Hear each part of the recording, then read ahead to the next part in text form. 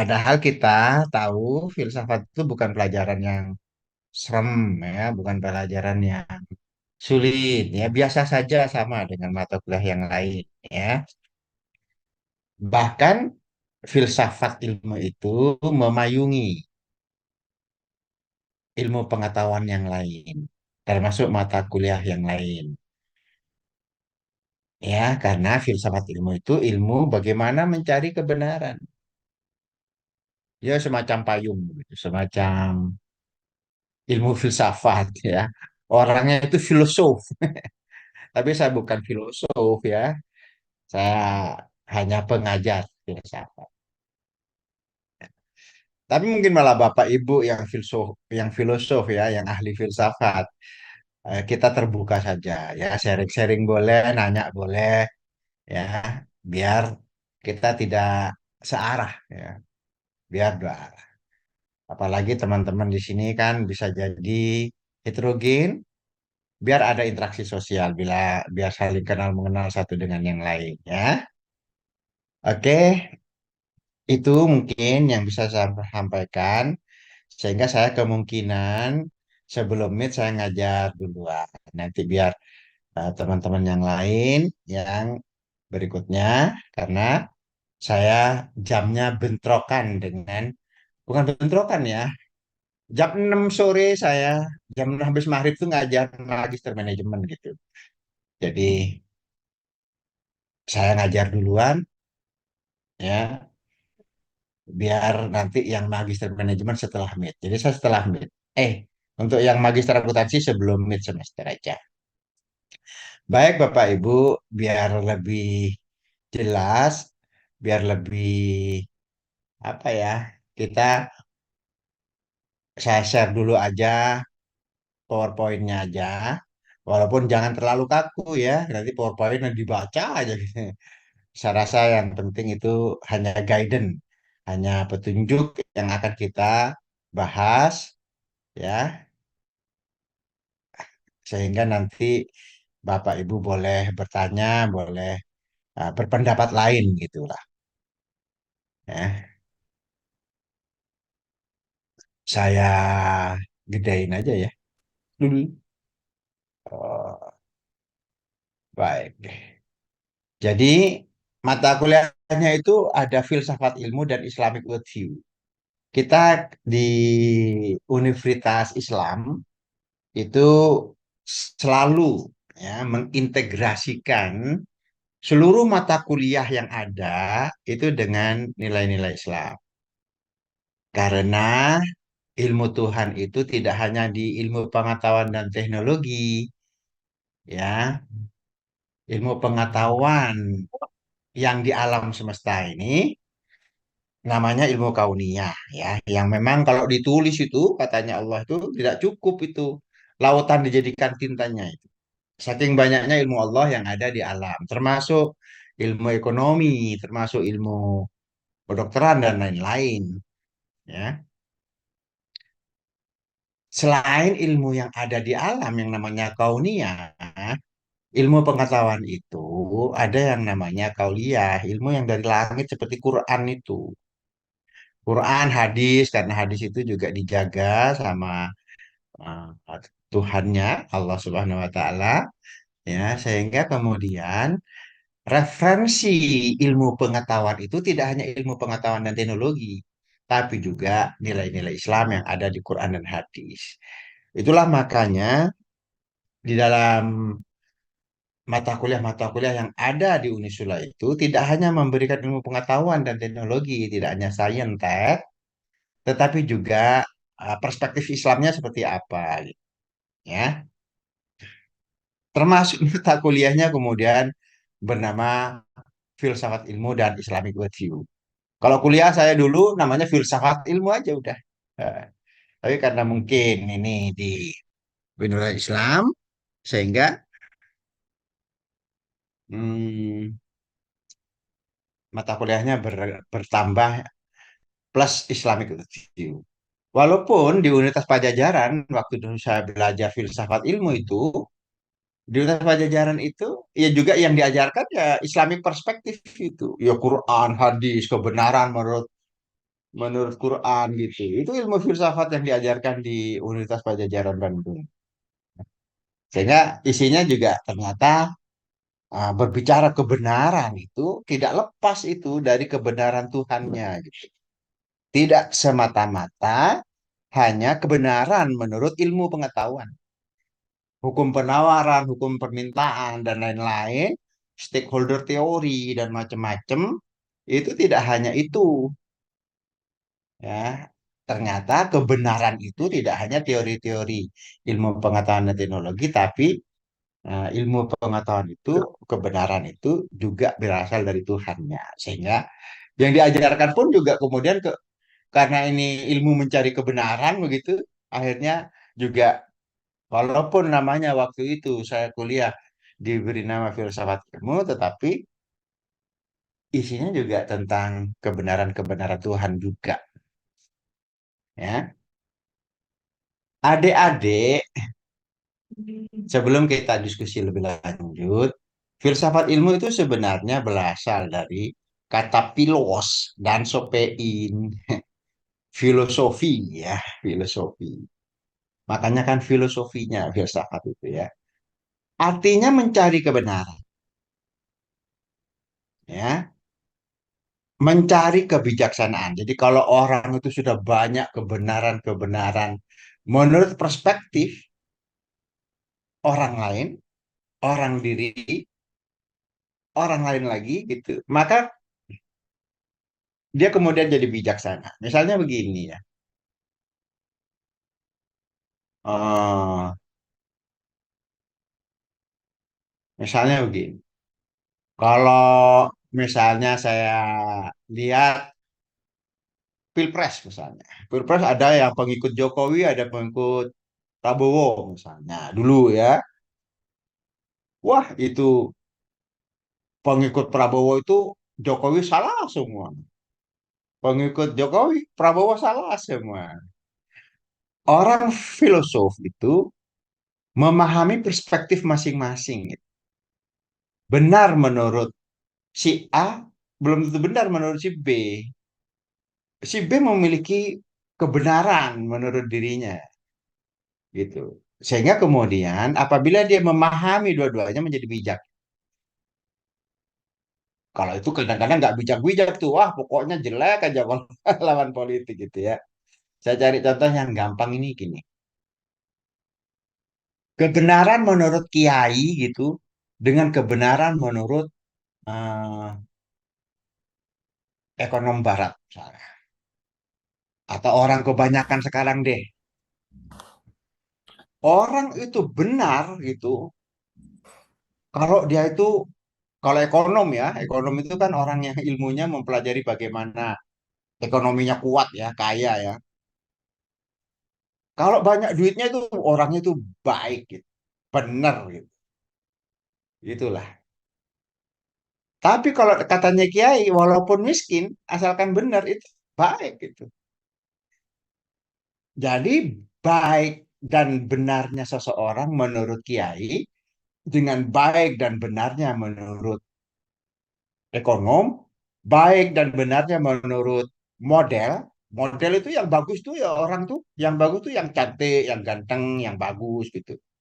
Tapi kalau menurut Kiai yang bagus itu, yang benar, yang takwa gitu. Walaupun tidak cantik, tidak ganteng, ya bagus menurut Kiai itu. Kalau perspektifnya kebenaran menurut Kiai adalah benar dan baik atau takwa. Tapi beda kalau menurut orang materialis, orang yang kaya itu yang bagus gitu. Mau bener nggak bener, pokoknya kaya orang materialis bilang bagus. Selebriti bisa beda. Model dari Prancis misalnya. Dia mungkin menilai bagusnya seseorang tuh kalau gagah, cantik, gitu, seksi dan seterusnya. Itu baru bagus tuh modelnya. Karena perspektifnya bagus tidaknya seseorang itu berbeda-beda satu dengan yang lain. Nah, karena berbeda-beda, maka kemudian perlu kita pahami kebenaran menurut satu orang belum tentu benar menurut orang lain. Kebagusan dan kebaikan menurut seseorang belum tentu benar. Kalau sama nggak jadi perang itu. Ukraina dengan Rusia perang itu. Wah, katanya Rusia aku yang benar. Katanya Ukraina aku yang benar. Nah, karena nggak merasa benar semua, terjadilah perang itu. Padahal itu hanya perspektif saja. Nah, orang filosof itu, kalau dia itu semacam tahu kebenaran menurut perspektif masing-masing, dia akan bijak gitu. Sehingga filosofi itu adalah ilmu yang mempelajari tentang mencari kebenaran atau mencari kebijaksanaan. Ya, kebenaran apa? Ya kebenaran ilmu pengetahuan di sini. Ya, nah,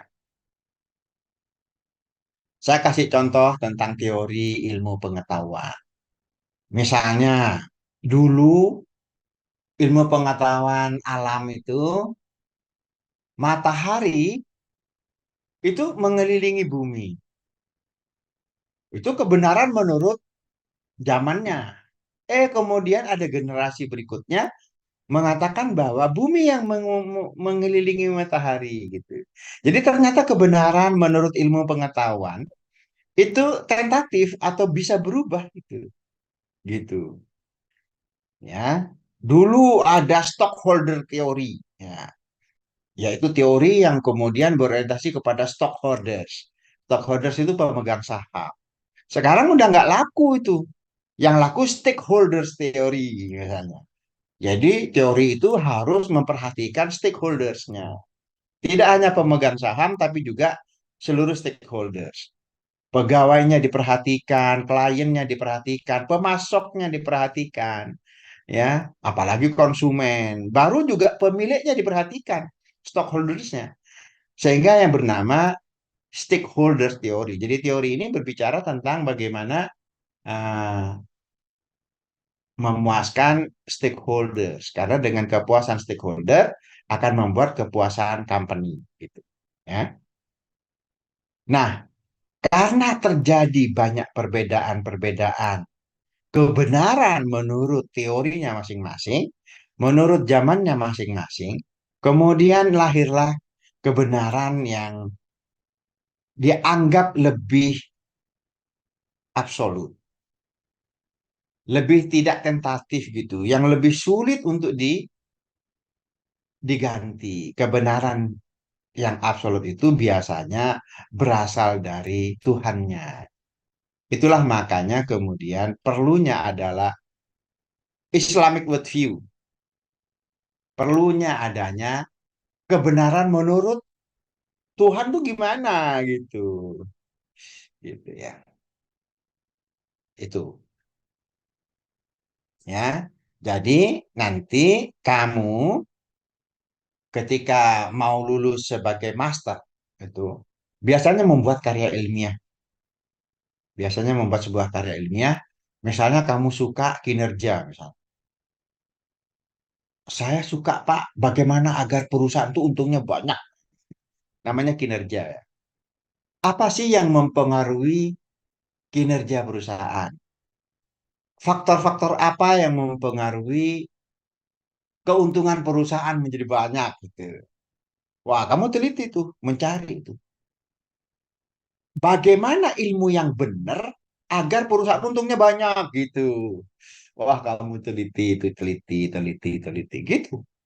Kemudian kamu nemu good governance, kamu nemu variabel intelektual kapital, kamu nemu variabel yang lain.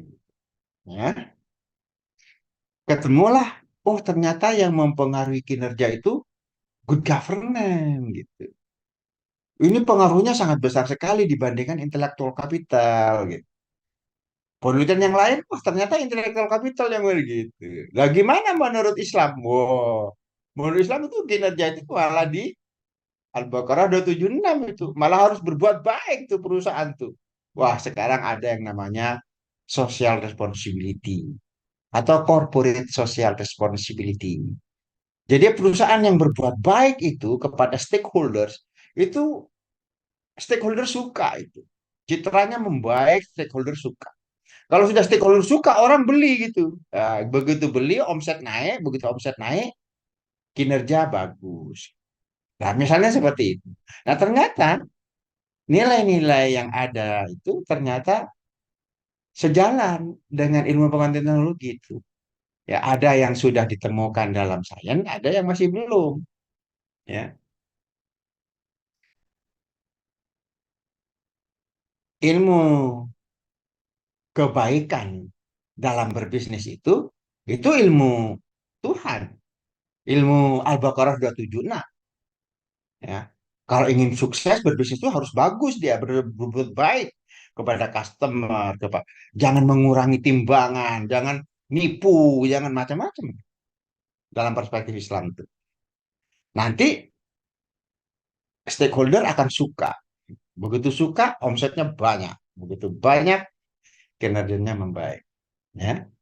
Nah, itu contoh-contoh bahwa mencari kebenaran itu ada yang bersumber dari sains dan teknologi, baik itu penelitian empiris atau penelitian-penelitian yang berdasarkan objektivitas, ya penelitian-penelitian ada populasinya, ada sampelnya, disurvei, gitu ya, diwawancarai misalnya, ya, sehingga kemudian mendapatkan hasil riset.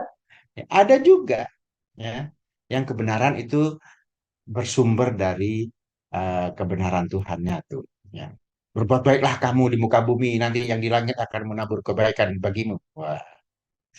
In ahsantum li anfusikum wa la in asatum falaha misalnya, ya.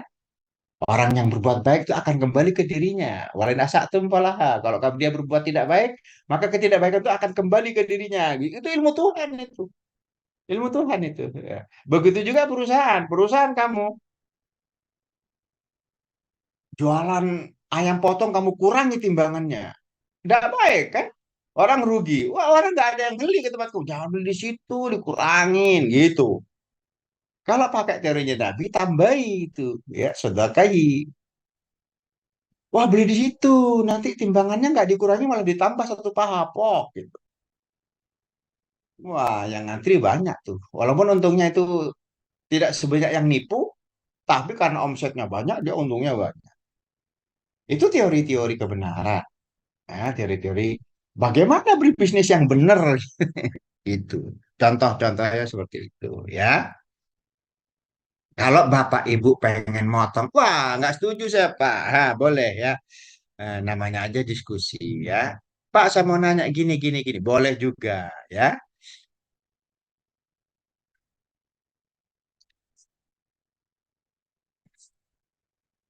Yang berikutnya itu bagaimana pandangan Islam?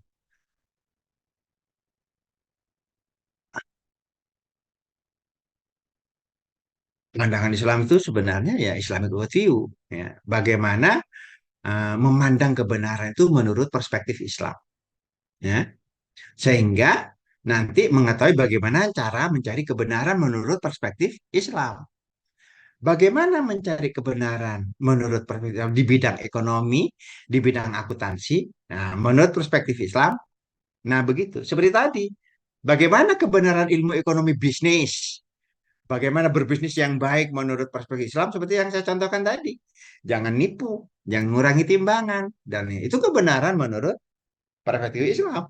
Misalnya seperti itu. Nah, Islamic worldview itu artinya bagaimana pandangan Islam terhadap kebenaran itu. Ya, sama dengan penjelasannya sama, ya. Ini hanya PowerPoint-nya saja. Ya.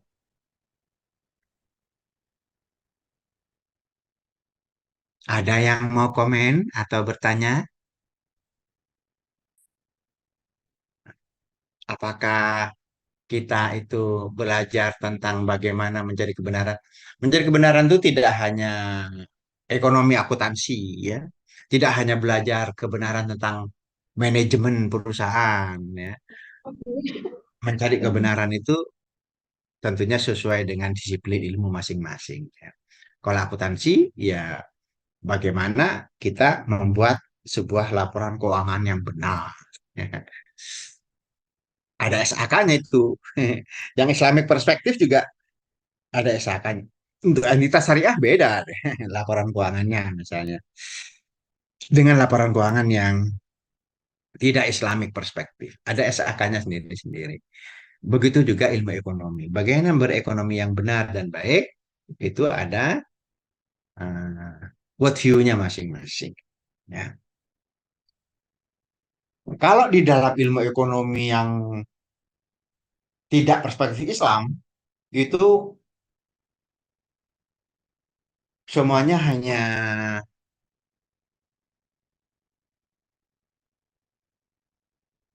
apa? Bagaimana kaya. Dah itu aja.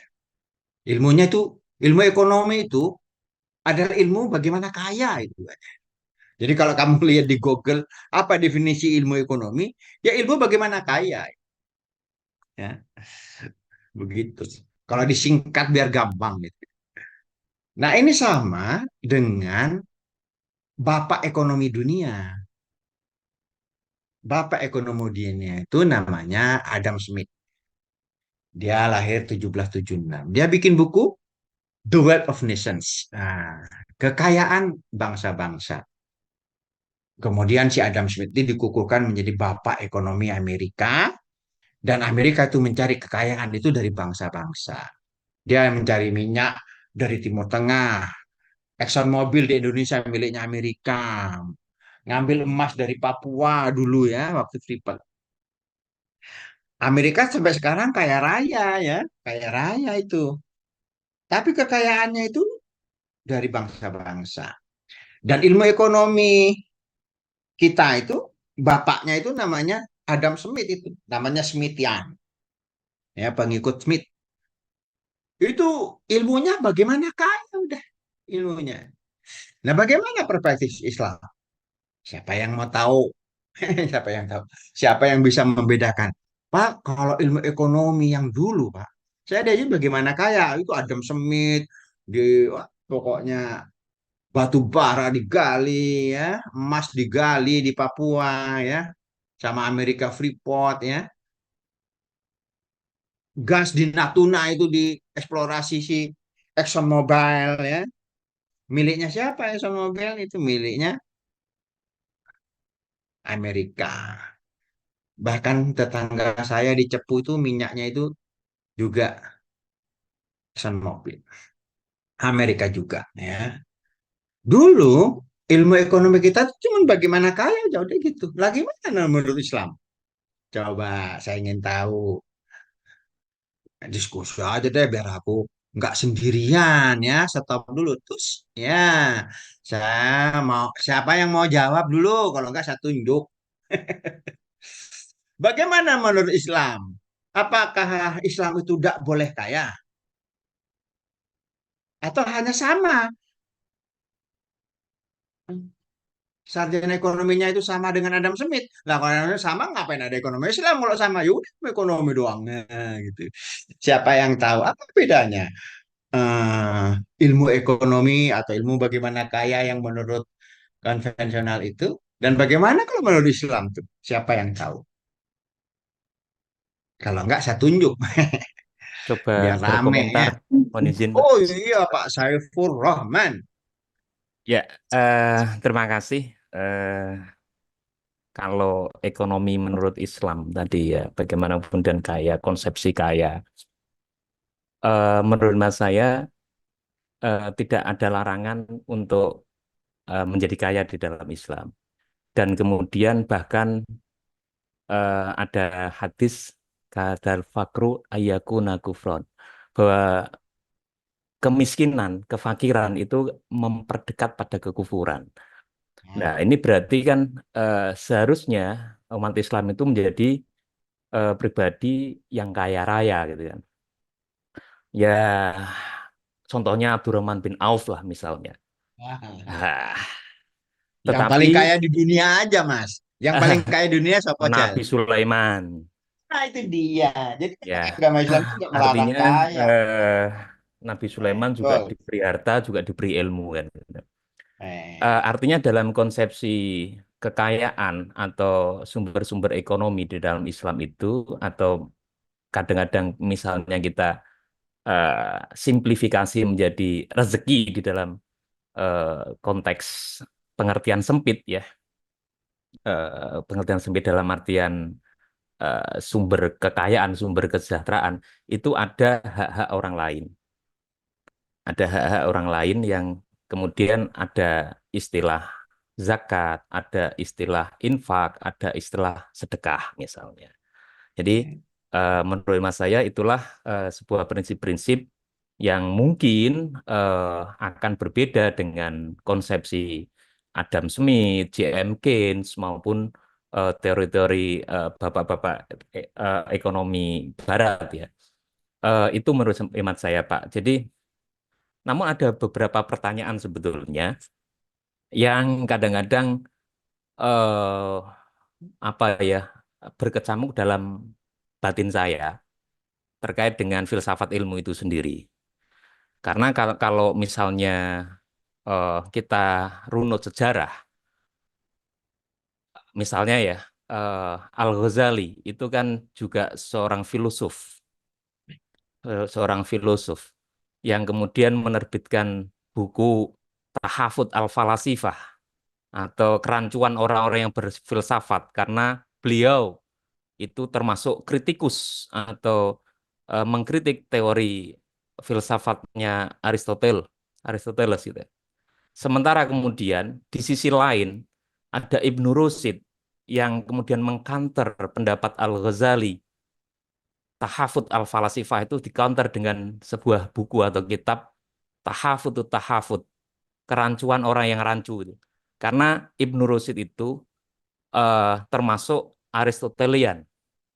Pertanyaan saya kemudian Pak Zainal, dalam konteks filsafat ini, pemikiran inilah paling, paling tidak dalam konteks pemikiran filsafat kedua beliau ini, pertanyaan saya, apakah filsafat Islam itu dipengaruhi oleh filsafat Barat atau filsafat Barat itu dipengaruhi oleh filsafat Islam? Itu yang pertama. Yang kedua, kalau kemudian kita menjadikan Islam itu sebagai agama yang sudah kafah begitu ya. Konsepsi-konsepsi filsafatnya tentu juga kafah. Dalam konteks begini, Pak. Di dalam Islam ada paradigma kafir. Itu bertuhan. Ini konsepsi apa konsepsi realitas tentang teologi ya, Pak. Dalam Islam maksudnya. Dalam konteks karena ini kan filsafat ilmu dan Islamic worldview. Jadi masih nyambung lah kira-kira pertanyaan saya. eh Dalam konsep teologinya di Islam itu ada eh, paradigma atau pengertian tentang kafir. Siapa kafir? Dia bertuhan, tapi siwallah, selain Allah. Ada juga istilah musyrik. Siapa musyrik? Adalah tetap mengakui adanya konsepsi Tuhan, tapi Tuhannya adalah bersekutu, berserikat. Gitu. Ada lagi misalnya konteks Islam, ya kan, yang mengakui hanya ada Allah, la ilaha illallah. Ada lagi paradigma musyrik, itu apa munafik, itu kan karena apa tindakan dan perbuatannya tidak menyatu. Pertanyaan saya adalah, apakah di dalam konsep filsafat Islam terkait dengan teologi itu ada istilah ateis? Begitu, Pak. Ada dua pertanyaan tadi, Pak. Ya, jadi apakah tadi yang dalam ranah tokoh-tokoh filsafat dalam Islam yang saya sebutkan tadi antara eh, apa Al-Ghazali yang mengkritik filsafatnya Aristo dan kemudian Ibnu Rushd yang mengkritik eh, filsafatnya Al-Ghazali. Ini konteksnya tadi apakah filsafat Islam dipengaruhi oleh filsafat Barat atau sebaliknya. Yang kedua, apakah ada dalam konsep filsafat teologi tentang keberadaan Tuhan atau dan konsepsi ketuhanan itu di dalam Islam ada paradigma ateis. Terima kasih, Pak. Oke, saya rasa bagus sudah ya. Pandangannya bagus ya. Jadi yang pertama, apakah Islam itu dipengaruhi Barat atau Barat dipengaruhi Islam? Nah, karena memang ada perbedaan-perbedaan. Ya, nanti di slide yang beberapa saya lupa, saya ambil sampel 10 filosof yang berbeda. Ya, memang filosof itu nggak cuma dua yang berbeda, tapi banyak. Benar menurut si A, menurut si B beda lagi. Ya, ada yang mirip-mirip, ada yang ekstrim beda gitu ya. Kebenaran menurut si A dan si B itu beda-beda. Dan mereka filosof semua ya. Satu. Kemudian apakah Islam itu terpengaruh Barat atau Barat? Islam itu tentu berdiri sendiri. Ya, Islam itu tidak lahir di Barat, tapi lahir di Timur Tengah. Ya, lahir di Timur Tengah dan kebenarannya itu dari langit itu, bukan dari Barat, tapi dari langit. Apakah kemudian mempengaruhi Barat? Bisa jadi, bisa jadi tidak. Maksud saya begini, di Barat itu dikenal dengan pengetahuan ilmiahnya itu berkembang secara sekuler. Jadi zaman dulu itu orang agamawan di Barat itu harus terpisah ya dengan ilmu pengetahuan. You ngurusi agama aja deh, gitu. Kami ngurusi ilmu pengetahuan. Dipisah. Itu yang namanya sekuler. Ya. Di dalam Islam kan tidak sekuler, tapi integrasi ya atau perpaduan antara nilai-nilai agama dengan nilai-nilai ilmu pengetahuan karena tidak ada bedanya itu. Artinya ilmu Tuhan semua itu ya. Nah, kemudian apakah Islam mempengaruhi mereka? Bisa jadi ya. Contoh, contoh nih di Barat tuh ada film namanya Time Tunnel. Time Cop, ngomong Time Cop itu polisi yang menembus waktu.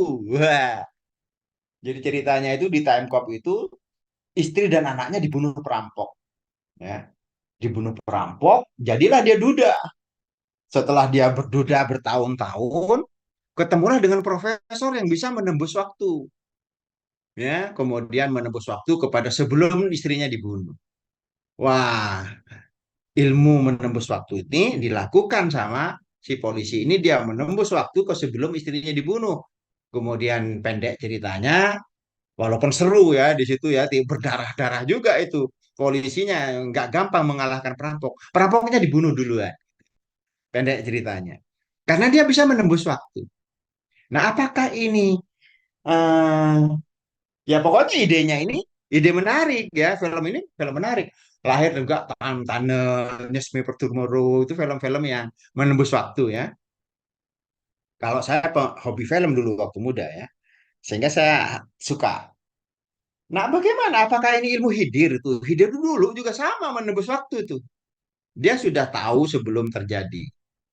Ya, misalnya nanti setelah beberapa jam atau beberapa hari, perahu-perahu yang bagus itu akan dirampok sama perompak. Sedangkan yang tidak disuruh lewat. Ini pasti yang naik itu orang-orang yang nggak punya duit. Yang naik perahu bagus nih punya duit nih. Ya, dia tahu sebelum terjadi. Maka kemudian dia ya bukan menembus waktu. Sebelum waktunya itu tiba, maka dia ambil keputusan dirusak itu si perahu. Nah, begitu perahunya jelek begitu, dia kemudian tidak dirampok sama perompak. Nah, itu ilmu bisa menembus waktu. Sama dengan si polisi time cop itu, dia menembus waktu. Nah, ilmu Nabi Hidir ini apakah ditiru Barat? Ya mungkin saja kan. Gitu. Buktinya dia bikin film yang namanya Time Cop. Apakah ada ilmu pengetahuan tentang menembus waktu? Kan nggak ada. Itu harus inspirasi dari mana-mana. Nah, kalau Barat itu memproduksi sebuah film yang namanya Alien, kamu ingat nggak? Alien tuh makhluk luar angkasa tuh. Ya. Ada start apa lagi tuh? Musuhnya itu. Ya, pokoknya alien itu makhluk luar angkasa itu ya. Apakah mereka itu meneliti? Enggak lah. Ilmu kauniyah atau ilmu pengetahuan belum sampai situ. Amerika sampai sekarang tuh memang naruh kapsul di Mars tuh. Barangkali ada Pak Saiful Rahman. Oh, barangkali di Mars itu ada Jainal gitu ya. Oh, ada Juwita di sana. Tapi nggak sampai sekarang nggak nemu itu Amerika itu kapsulnya itu kameranya yang ditaruh di Mars tuh menemukan makhluk hidup tuh. Nggak ada tuh. Tapi mengapa kok Amerika sudah bikin film Star Wars, Perang Bintang, ya, ada makhluk luar angkasa yang namanya alien gitu dan seterusnya ya. Apakah ilmu pengetahuan sudah sampai situ? Belum. Mau lihat kamera, lihat makhluk hidup aja belum. Tapi di Islam sudah ada tuh yang namanya buruk. Itu adalah binatang yang lebih besar daripada keledai, lebih kecil daripada kuda, warnanya putih, jalannya cepat, secepat mata memandang. Wah, lengkap ya. Itu buruk tuh. Berarti ada astro hewani dong. Ya. Di sorga itu dulu kakek kita sama nenek kita yang namanya Adam dan Hawa itu di sorga itu. Dia makan, minum, bahagia di sana. Ya, berarti ada tumbuhan tuh astro hewani, ada buah-buahan, ada astro botani dong. Hah? Ya itu ilmu agama, nggak ada ilmu pengetahuan yang sampai ke situ. Tapi kenapa kemudian lahirlah kemudian ya alien, makhluk luar angkasa. Kalau di Quran itu ada makhluk luar angkasa itu. Ya salah satunya ya buruk tuh. Kalau di agama Islam itu ada makhluk luar angkasa, ada. Ya. Nah, detailnya saya kurang pas ya. Tapi kalau nggak salah ada makhluk melata di luar bumi. Yang melatanya itu seperti buaya apa melatanya seperti kita ya berjalan tuh melata juga. Saya tidak tahu. Tapi yang pasti ada kehidupan di luar bumi. Nah, ilmu pengetahuan belum sampai situ. Ya. Nah, apakah kemudian Islam mempengaruhi Barat? Apakah ilmu-ilmu yang berbicara tentang astro hewani itu mempengaruhi Barat gitu? Apakah ilmu yang tentang astrobotan mempengaruhi Barat? Ya bisa jadi. Wong namanya karya manusia itu bisa jadi inspirasinya dari dongeng, inspirasinya dari kitab suci. Ada lagi yang namanya film yang bestseller itu, yang penulisnya aja triliuner itu, yang namanya Dan Brown. Dan Brown tuh bikin buku namanya Da Vinci Code itu. Kemudian Da Vinci Code itu difilmkan itu. Wah, langsung bestseller juga itu. Ya. Tahu Da Vinci kan? Itu si Mona Lisa itu dibeli si Muhammad bin Salman itu 5 triliun. Lukisan Mona Lisa itu. Mona Lisa. Da Vinci itu bikin lukisan Mona Lisa, bikin lukisan Nabi Isa. Nabi Isa, Yesus tuh juga dilukis sama si Da Vinci. Ya. Nah, Da Vinci itu juga melukis teman-temannya Nabi Isa. Ada seorang wanita yang bersender kepada Nabi Isa itu, yang 11 orang tuh. Ya, nah bersendernya itu namanya kode. Da Vinci Code. Jadi si Da Vinci itu melukis sebuah lukisan dan memberi kode. Tidak mungkin seorang nabi disenderin cewek kalau bukan istrinya. Istrinya itu diteliti kemudian jadilah sebuah buku yang namanya Da Vinci Code itu. Ya. Apakah itu Amerika itu dipengaruhi kitab suci? Bisa jadi, bisa jadi. Tapi kalau Islam dipengaruhi Barat, kayaknya jauh. Ya, setahu kita kan Islam itu di Timur Tengah bukan dari Barat ya. Dan ilmu-ilmunya dari langit. Ilmu-ilmunya dari langit. Tapi apakah Islam mempengaruhi? Bisa jadi Islam mempengaruhi siapa? Karena seperti sekarang deh, wah, dengan era informasi kan orang tahu betul bagaimana Israel itu eh, membunuhin anak-anak Palestina. Sekarang dunia tahu Quran. Kamu nanya ke AI itu, orang-orang kaget tuh. Agama yang benar apa? Islam. Wah, dijawab sama AI. AI itu artificial intelligence ya, orang yang apa sebuah robot yang IQ-nya 300. Yang pokoknya yang pinter banget tuh AI itu ya. Ditanyain dulu, oh agama yang bagus apa? Alasannya apa? Ditanyain semua, dijawab semua itu. Ya. Nah, jadi menurut saya itu filosof satu dan filosof lain itu memang berbeda-beda.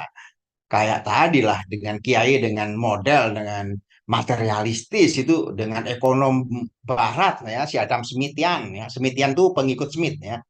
Itu pasti beda kebenarannya itu. Yang kaya itu berarti ekonominya itu berarti katanya ekonom itu bagus ya. Tapi katanya kiai belum tentu. Yang benar yang bagus tuh. Ya, kaya dan benar boleh ya. Itu. Jadi pertanyaannya dua. eh, Berbeda memang. Nanti kita ada satu slide yang bisa ambil 10 filosofi yang berbeda-beda.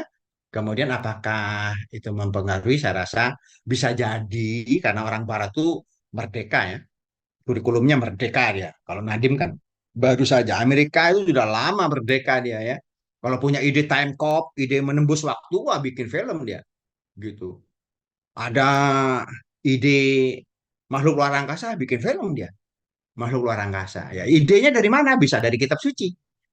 Bisa jadi dari gereja-gereja itu kan sekte gereja-gereja itu si Da Vinci Code tuh. Lukisan Yesus, Nabi Isa, lukisan Nabi Isa bersender dengan cewek. Cewek itu namanya Maria Magdalena. Film itu ya. Dan itu istrinya dan punya anak pula. Kemudian dibunuh sama sekte gereja biar tidak bahwa Yesus tuh sebagai Tuhan. Kalau punya anak kan lucu ya, punya anak apalagi anak cucunya nanti beranak-beranak jadi Habib-Habib kan menjadi lucu Tuhan punya anaknya ya. Tapi di film itu setelah diteliti dari gereja ke gereja itu Maria Magdalena itu adalah istrinya Nabi Isa. Makanya si Da Vinci itu melukis sebuah lukisan yang Nabi Isa itu disenderin cewek itu. Wah, itu jadi rame tuh lukisan Da Vinci. Dan memang Da Vinci ini seorang pelukis yang luar biasa, di mana pangeran Arab itu yang gagah, ganteng, dan kaya raya itu membeli satu lukisannya 5 triliun dan ditaruh di sebuah kapal pesiar mewah yang harganya juga triliunan. Kalau nggak salah 7 triliun ya. Kapal pesiarnya MBS. MBS itu Muhammad bin Salman itu ya, seorang pangeran raja Arab Saudi. Tapi yang saya sampaikan ya, bisa jadi itu orang barat itu mengambil inspirasi dari kitab suci. Begitu ada makhluk luar angkasa, dia bikin alien. Begitu ada Nabi Khidir menembus waktu, dia bikin film time cop. Jadi bagus lah. Inspirasinya dari Tuhan, inspirasinya dari menarik gitu ya. Kemudian pertanyaan kedua apa ya tadi? Apakah Ya, anu Pak, izin Islam Pak. mempengaruhi Barat atau Barat mempengaruhi Islam? Yang kedua apa tadi ya? Lupa. Ya, definisi Pak. Definisi apakah dalam Islam itu ada definisi ateis Pak? Oh, yang la ilaha illallah dong. Ateis itu kan tidak ada Tuhan. Ateis itu kalau nggak salah itu komunis yang tidak percaya adanya Tuhan. Itu biasanya itu eh, orang yang percaya dengan fenomena alam. Di dalam Islam itu percaya sama Tuhan. Bahkan di surat Al-Baqarah yang pertama itu di awal-awal kan alladzina yu'minuna bil ghaibi wa yuqimunas sholata. Percaya kepada Tuhan, kepada yang gaib itu Allah itu. Ya, kan syaratnya itu kan itu ya. Di dalam Islam itu percaya sama Tuhan. Nah, bahkan ya tidak ada Tuhan kecuali Tuhan. Kecuali Allah gitu kan, kecuali Allah. Allah itu Tuhannya manusia, Tuhannya Islam. Nah, ateis itu biasanya dianut oleh orang-orang yang tidak percaya Tuhan dan yang tidak percaya Tuhan banyak. Di Barat dulu itu banyak orang Katolik gitu, tapi nggak ke gereja itu. Sama dengan orang-orang Islam di Indonesia kali ya. Orang Islam tapi nggak ke masjid itu. Bahkan sholat juga enggak. Jadi ya mungkin Islam karena keturunan, tapi dia percaya enggak? Ya bisa enggak ya. Ada yang nggak percaya. Saya pernah ketemu dengan ketua partai itu apa betul tuh akhirat tuh ada tuh apakah sudah pernah ke sana? Aku pernah kok pada denger itu ya seorang tokoh nasional yang mendapatkan doktor dan profesor honoris causa ya. Kalau kamu nggak ada magister honoris causa nggak ada ya, nggak ada. Kalau dokter honoris causa sama profesor ada dan dia bilang begitu. Pak ada tuh akhirat katanya. Emang udah pernah ke situ katanya. Nggak percaya itu. Nah, tapi di dalam perspektif Islam, percaya sama Tuhan. Ya, percaya sama Tuhan dan tidak ada konsep ateis. Bahwa dalam kehidupan ini yang punya Allah gitu. Yang punya Allah dan semuanya itu berada dalam kekuasaan Allah. Walaupun manusia itu diberi kewenangan untuk mengolah kehidupan. Namanya khalifah. Jadi manusia itu sebagai khalifah, sebagai wakil Tuhan, dia diberi kewenangan untuk mencipta, mencipta mobil, mencipta handphone, mencipta apapun gitu. Dia sebagai khalifah di muka bumi. Tetapi tentu kalau Allah bilang kiamat, kiamat gitu. Tentu di dalam perspektif Islam itu Allah itu maha kuasa. Cuman Allah juga memberikan kekuasaan kepada manusia sebagai raja. Dia memberi kekuasaan kepada manusia sebagai ilmuwan untuk menciptakan macam-macam gitu. Namanya khalifah. Jadi, apakah di Islam itu ada konsep ateis? Enggak ada. Di Islam itu ada konsep percaya sama Tuhan, percaya sama yang gaib, walaupun di dalam Islam itu memberikan kepercayaan kepada manusia untuk do your best. Let Allah do the rest. Gitu. Walaupun Allah itu memberikan kepercayaan kepada kamu untuk melakukan yang terbaik yang kamu bisa lakukan. Tapi let Allah do the rest gitu. Tetapi Allah nantilah yang kemudian menentukan. Tapi biasanya Allah tidak akan merubah kecuali dia merubahnya sendiri. Ya, ada. Memang karena kita diberi kewenangan tuh. Fa idza faragta fansab wa ila rabbika farghab. Kita diberi kewenangan tuh. Ya. Ya. Itu bahasa Jawanya do your best. Let Allah do the rest. Apa Bol- istilahnya ya? Gimana Pak Saiful? Boleh fit, Apakah saya sudah menjawab apa belum atau ada pertanyaan yang lain? boleh feedback, Pak? Boleh. Ya, terima kasih. Tadi Bapak kan menyampaikan bahwa Islam itu lahir di Timur Tengah. Berarti secara tidak langsung kemudian bahwa memenggal dalam quote unquote ya, memenggal sejarah itu Islam lahir ya saat Nabi menerima kewahyuan Nabi Muhammad dalam konteks ini. Berarti kan Hmm. abad ya abad 7 lah, tahun 600-an sekian lah gitu. Ya, abad 600-an ke-7. sekian. Ya, awal abad ke-7 lah gitu. Ya, artinya bahwa apakah kemudian eh, agama tauhid yang sebelum Nabi itu kita tidak boleh apa ya mendefinisikan sebagai Imani. bagian dari Islam gitu kan. Mulai Hmm. mulai dari Adam sampai kemudian Isa begitu kan. Nah, Hmm. Hmm. apakah kemudian Islam itu hanya kemudian kita penggal sejarahnya hanya pada saat Nabi Muhammad?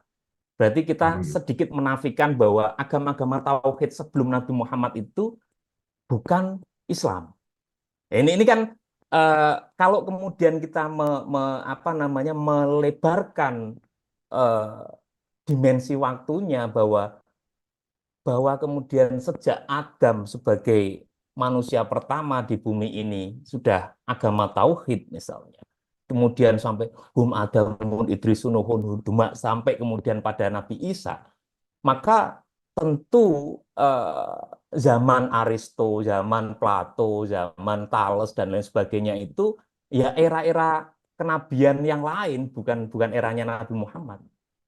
Kalau kemudian kita merentangkan waktu bahwa eh, agama tauhid itu ya perspektif Islam juga gitu.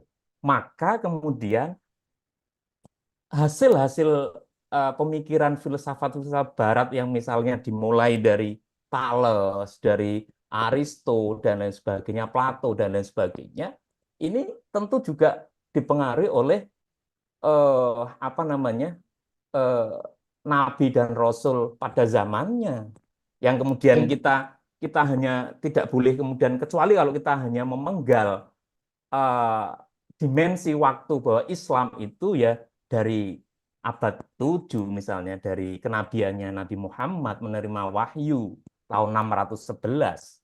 Itu yang pertama. Yang kedua, saya tidak saya tidak dalam konteks bahwa Islam itu ada ajaran ateis, tidak, Pak. Tetapi sekali lagi konteks saya itu Islam sebagai agama yang kafah, tentunya dalam eh, teori filsafatnya, filsafat ketuhanannya secara teologis. Makanya di dalam Islam itu ada konsepsi tentang kafir. Banyak kita dengar kafir. Siapa kafir? Bertuhan. Tetapi Tuhannya adalah selain Allah. Siwallah. Gitu kan. Di dalam Islam juga ada konsepsi musyrik. Dikenal istilah musyrik. Siapa musyrik?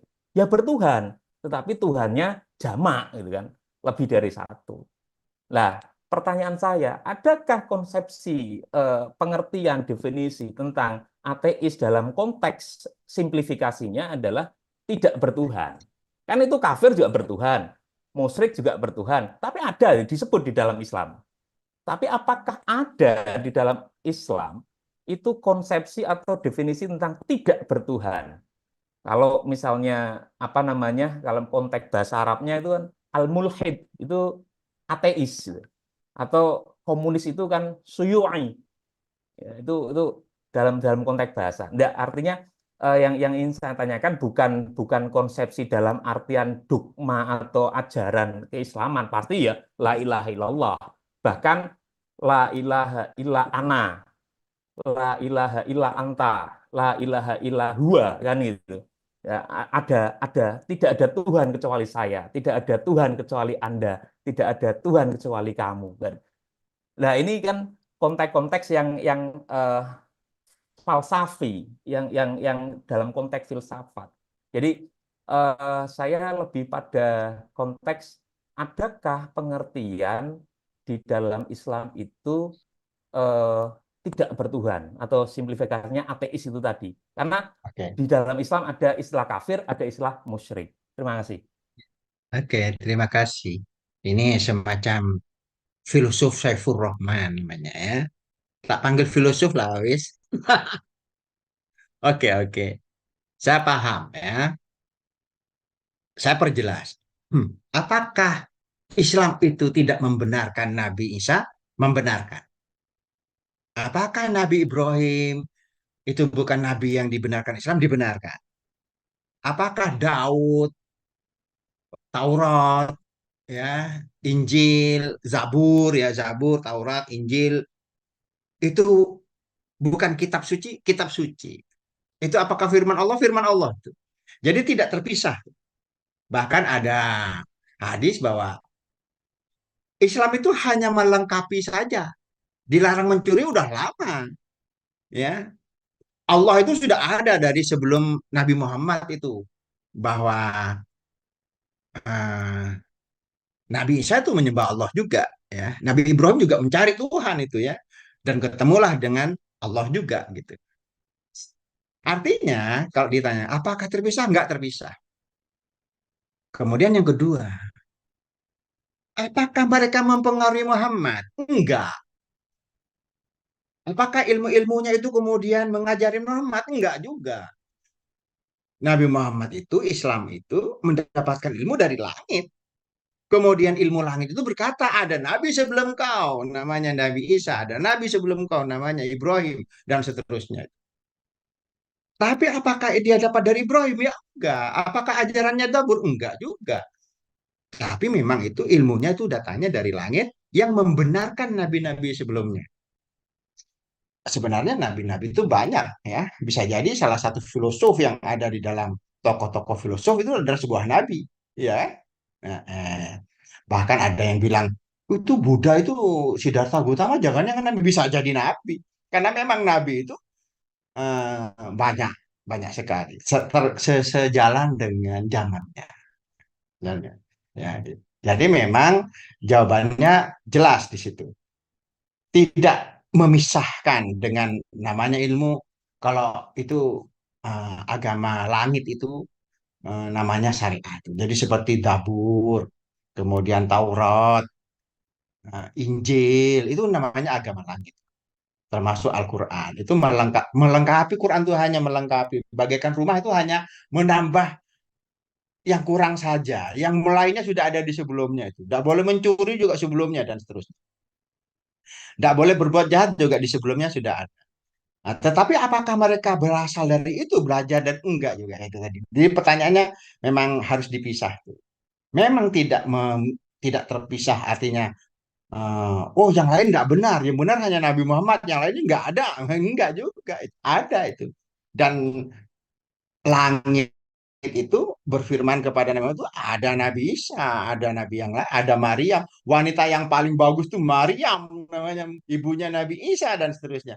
Ceritanya juga begitu.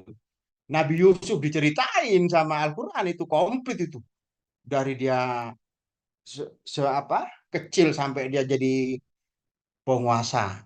Itu diceritakan di Quran tuh. Ya. Dan Allah bilang, kamu tidak tahu sebelum ini, sebelum saya bersampai. Jadi bukan dari kitab sebelumnya dia tahu, tapi dari Tuhan. Nah, jadi artinya beda di situ ya. Tapi bukan berarti dia yang lain nggak ada, yang ada enggak juga. Jadi tetap yang lain ada nabi-nabi. Saya rasa sama dengan Pak Saiful Rahman, cuman di situ jangan dicampur baur. Berarti dipengaruhi enggak juga. Dipengaruhi oleh yang sebelumnya enggak juga. Tapi kalau kelanjutan bisa jadi, tapi ini informasinya langsung dari langit utuh tuh. Ya, Islam tuh ini lengkap sudah bagimu agamamu, nah, sudah lengkap. Kemudian tidak ada semacam Rasul lagi, agama lagi yang lebih lengkap, lebih sempurna daripada Islam. Saya rasa itu sama prinsipnya atau nah, wawasannya sama, cuman itu hanya memperjelas saja, tidak membedakan, tidak meniadakan yang nabi-nabi sebelumnya dan nabi-nabi yang lain, tetapi juga tidak belajar ke nabi-nabi yang lain. Gitu. Gitu ya Pak Saifur Yang Rahman. Wah, ateis, Pak. Yang ateis, oh Pak. iya ateis. Kayaknya aku belum menemukan ya. Islam itu memang ada yang namanya musyrik ada, yang namanya kafir ada. Kafir itu kan tidak percaya sebenarnya kepada kebenaran Tuhan itu. Allah berfirman, tidak percaya itu kafir sudah.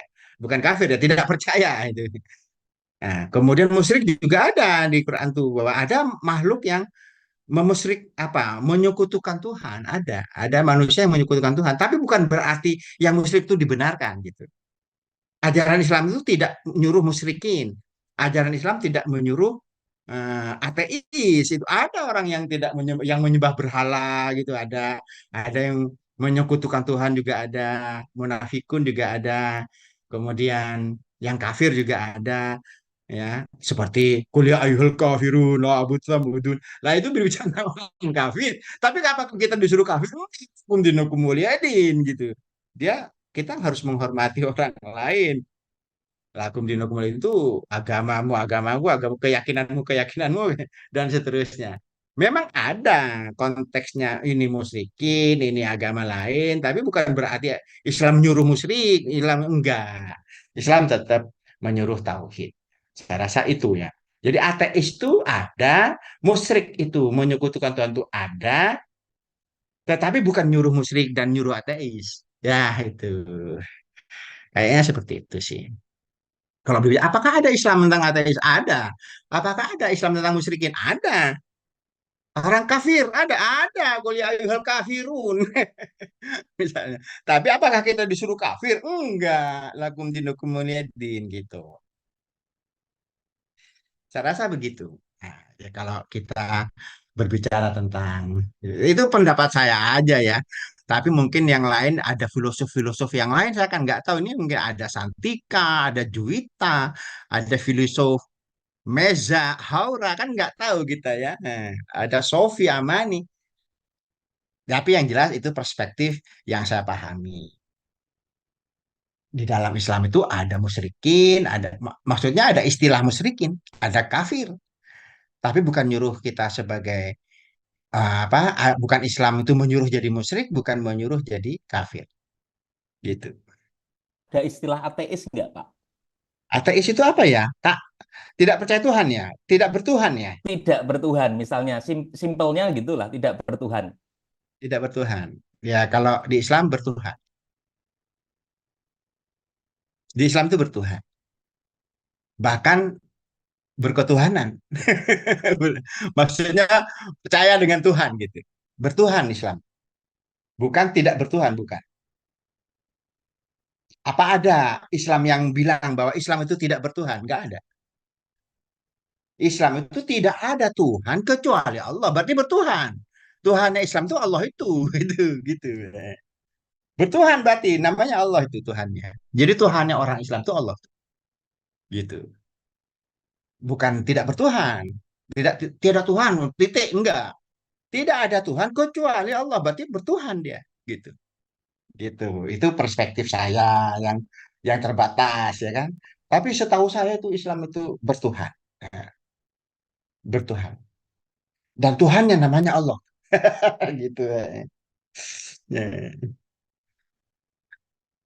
gitu. Itu menurut saya aja. Tapi kan saya sudah katakan manusia itu macam-macam. Ada yang percaya Tuhan, ada malah yang hanya iling gitu, ada di kejawen juga ada gitu.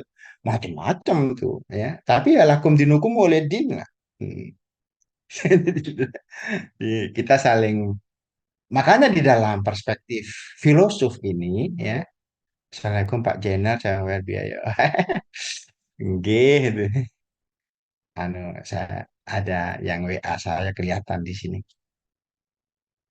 Ya, jadi Bapak Ibu, Bapak Ibu ya.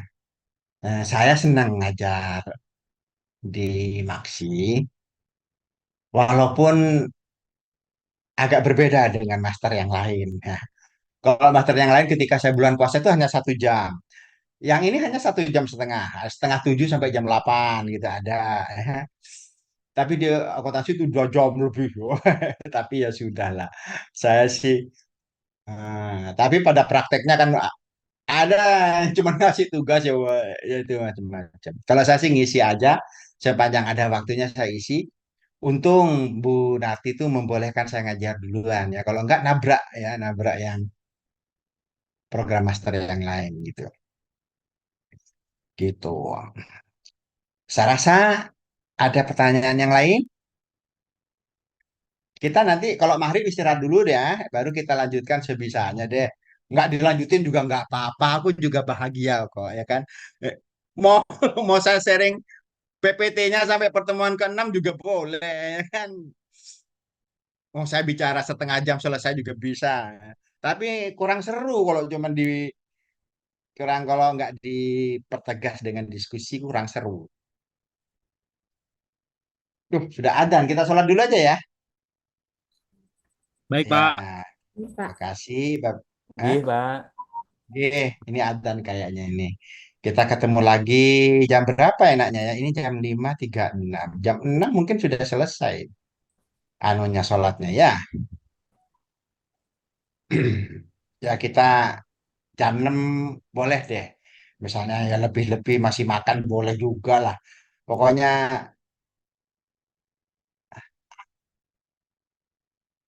yang penting tujuannya tercapai. Kita istirahat dulu nggih. Terima kasih. Nanti kita ketemu lagi jam 6-an ya. Bisa jam lebih, bisa jam 6. Saya selesainya ajalah sholat dengan baik. Assalamualaikum. Waalaikumsalam, Pak. Waalaikumsalam Waalaikumsalam warahmatullahi warahmatullahi wabarakatuh. wabarakatuh.